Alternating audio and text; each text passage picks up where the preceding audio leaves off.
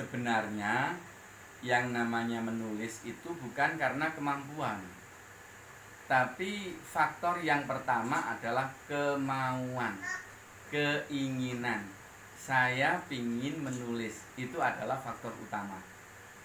Banyak orang-orang yang merasa dia secara teoritis mampu, tetapi dia tidak punya keinginan, tidak punya kemauan, tidak ingin membuat sebuah karya tulis, tidak ada motivasi, maka tidak akan pernah ada sebuah karya tulis. Untuk itu tips yang kedua ingin saya sampaikan. Kalau yang pertama tentang ide, maka yang kedua adalah manajemen waktu. Banyak orang yang mengatakan saya nggak punya waktu. Saya sering mengatakan nggak mungkin kalau nggak punya waktu. Justru bukan persoalan nggak punya waktu, tapi tidak bisa memanage waktu. Saya menulis buku sampai sekarang sekitar 50 judul buku di 11 penerbit di Indonesia. Sementara saya juga bekerja di Al-Azhar Kelapa Gading, Surabaya, di Universitas Muhammadiyah, juga kadang-kadang memberikan pelatihan. Lalu kapan saya menulis? Maka saya biasakan menulis mulai jam 3 sampai jam 4 ketika adzan subuh selesai.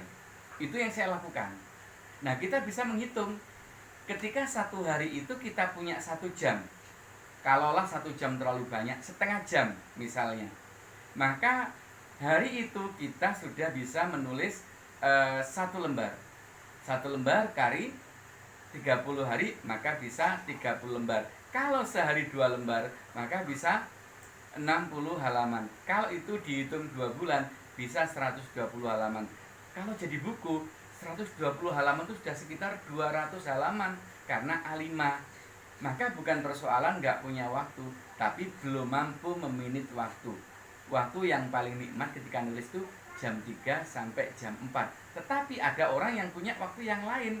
Masing-masing punya cara tersendiri. Untuk itu, sekali lagi, beri waktu untuk menulis. Itu tips yang kedua. Tips yang ketiga, kalau kita ingin jadi penulis, maka banyak-banyaklah membaca. Pembaca yang baik adalah penulis yang baik. Karena kalau kita sering membaca, maka secara kognitif otak kita itu banyak pengetahuan yang sudah kita terima.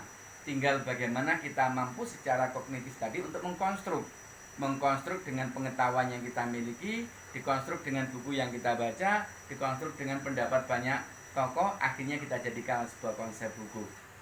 Referensi itu penting. Banyak-banyaklah membaca.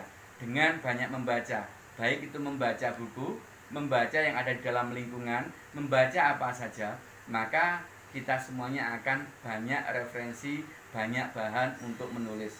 Kalau kita nggak punya bahan, maka kita tidak ada yang akan kita tulis.